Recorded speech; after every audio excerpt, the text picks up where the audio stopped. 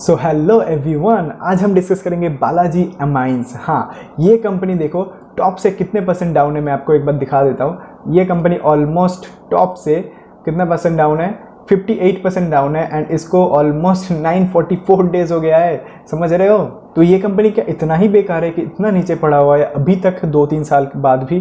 तो ये सब कुछ डिस्कस करेंगे, खरीदना चाहिए कि नहीं खरीदना चाहिए, कंपनी का बिजनेस कैसा चल रहा है, फंडामेंटल कैसा है, जो फाइनेंशियल है वो कैसा है, सब कुछ डिस्कस करेंगे। तो सबसे पहले हम कंपनी का बिजनेस देख लेते हैं, फिर आपको समझ में आ जाएगा कि इस कंपनी को खरीदना चाहिए कि नहीं, अगर आपके पास है तो होल्ड करना चाहिए कि नहीं, सब कुछ समझ में आ जाएगा। अमाइन बिजनेस से इनका 47% रेवेन्यू आता है। एंड यहाँ पे एक और चीज़ ध्यान से देखना, राइट। तो यहाँ पे इस अमाइन बिजनेस में मेजर 2 कंपटीटर है मेजरली, राइट, जिसमें से 50% शेयर इनके पास है, जो कि बढ़िया है, राइट। एंड यहाँ पे एक और इंटरेस्टिंग चीज़ देखो, तो इनके पास जितने भी प्रोडक्ट्स है उसमें से 60% जो प्रोडक्ट है वो इंडिया में सिर्फ यही लोग मैन्युफैक्चर करते हैं और कोई नहीं करता है ना। मज़ेदार। तो नीचे इनका क्लाइंट बेस देखोगे तो आपका दिमाग खराब हो जाएगा। तो यहाँ पे की क्लाइंट्स पे देखो, जो सन फार्मा है, डॉक्टर रेड्डी है, ऑरोबिंद फार्मा, जुबिलेंट लाइफ साइंस, उसके बाद जो कोडिस है एंड विंकीज ग्रुप है। विंकीज ग्रुप मेनली जो रेडीमेड फूड मिलता है सुपरमार्केट में, वैसे नहीं खाना चाहिए ये सब चीज़ें, बट हाँ ये कंपनी में भी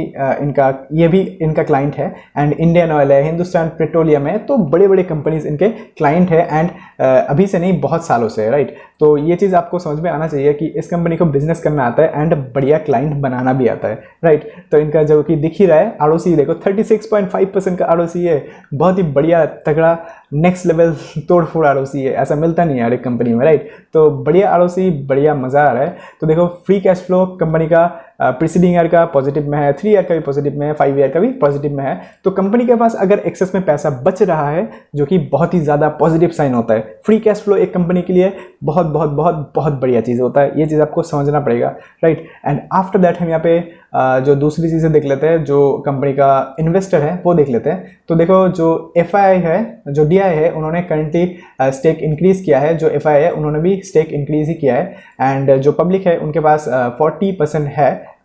एंड उसमें से आपको यहाँ पे नीचे देखने को मिल जाएगा ऑलमोस्ट 15% के अराउंड तो ये सब HNIs के पास है। इनको HNI बोलते हैं, हाई नेटवर्थ इंडिविजुअल, राइट। तो इनके पास ही ऑलमोस्ट 15% है। तो हम जैसे नॉर्मल पब्लिक के पास बहुत ज़्यादा परसेंटेज रहता नहीं है, राइट। तो ये चीज़ आपको समझना पड़ेगा। एंड आफ्टर दैट जो बैलेंस शीट है वो देख लेते हैं। तो देखो बैलेंस शीट एक ठीक ठाक स्पीड से ग्रो हुआ है एंड यहाँ पे उसके कंपेरिजन में जो बोरोइंग है वो ऑलमोस्ट नहीं है, राइट। एंड उसमें से जो फिक्स एसेट है, देखो फिक्स एसेट बहुत ही बढ़िया स्पीड से ग्रो हुआ है एंड उसके कंपैरिजन में जो CWIP है वो बढ़िया चल रहा है, राइट।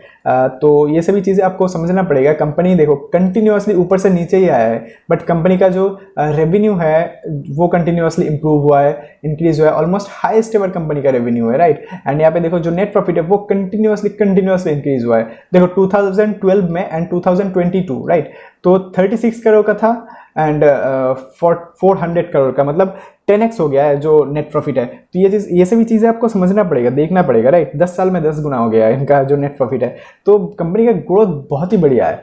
तो आपको ऑलमोस्ट हाईएस्ट एवर जो रेवेन्यू है वो देखने को मिलेगा, ऑलमोस्ट सेकंड हाईएस्ट एवर आपको जो नेट प्रॉफिट है वो देखने को मिलेगा। तो ऐसा कंपनी ईजिली मिलता नहीं है इतने कम दाम पे, राइट। तो यहाँ पे कंपनी का ओवरऑल जो फाइनेंशियल है वो बहुत ही बढ़िया है, जो कि आपको देखने को मिला ही होगा। जो बैलेंस शीट है वहाँ पे डेट तो ऑलमोस्ट है ही नहीं, तो ये बहुत ही पॉजिटिव चीज़ है। एंड जो आरओसी है बहुत ही बढ़िया है, सब कुछ मैंने दिखा दिया। बहुत अमेजिंग लेवल की कंपनी हमको दिख रहा है यहाँ पे। इनका जो क्लाइंट बेस है बहुत ही बढ़िया है। तो यहाँ पे टारगेट क्या हो सकता है, बिकॉज टेक्निकल टारगेट बहुत ज़्यादा इंपॉर्टेंट होता है। किसी भी कंपनी में एंटर करने से पहले आपको एंट्री एग्जिट जो पता होना बहुत ही ज़्यादा इंपॉर्टेंट है। एंड हम स्टॉप लॉस यूज़ नहीं करते अपने जो इन्वेस्टमेंट है उसमें, अपना जो ट्रेडिंग स्टाइल है उसमें, बिकॉज एक कंपनी देखो खरीदने के बाद नीचे भी जा सकता है, बेचने के बाद ऊपर भी जा सकता है, हु नोस, राइट। बट एक अच्छा कंपनी एट दी एंड ऊपर ही जाना है, चाहे वो अच्छा कंपनी हो या फिर अच्छा इंसान हो, ऊपर ही जाएगा, राइट। तो यहाँ पे चार्ट में कैसे टारगेट ड्रॉ कर सकते हैं वो देख लो। तो देखो यहाँ पे जो एक बहुत ही बढ़िया सा हम रेसिस्टेंस ड्रॉ कर लेते हैं एंड आफ्टर दैट यहाँ से और कुछ नहीं करना होता, सिंपल रखना होता है। मैं हमेशा बोलता हूँ जो टेक्निकल है उसको सिंपल रखना है। तो यहाँ से हम जो टारगेट है वो देख लेते हैं, 73% का टारगेट है। देखो 73% का ऐसे टॉप क्लास कंपनीज में मिलना बहुत ही बड़ी बात है एंड बहुत ही ईजिली आई थिंक अचीव भी हो जाएगा। तो आपको अपना एनालिसिस करना है। एंड देखो हमने अपने चैनल पे बहुत सारी वीडियोस बनाया है related multi bagger stock 50% gain, 100% gain. यहाँ पे नीचे भी एक और मल्टी बैगर 30%, 20%, 58%। तो ऐसे बहुत सारी कंपनीज डिस्कस किया है जो कि बहुत ही बढ़िया बढ़िया रिटर्न देने वाला है ऑफकोर्स, एंड उनमें से कुछ ने तो रिटर्न दे भी दिया है अच्छा खासा।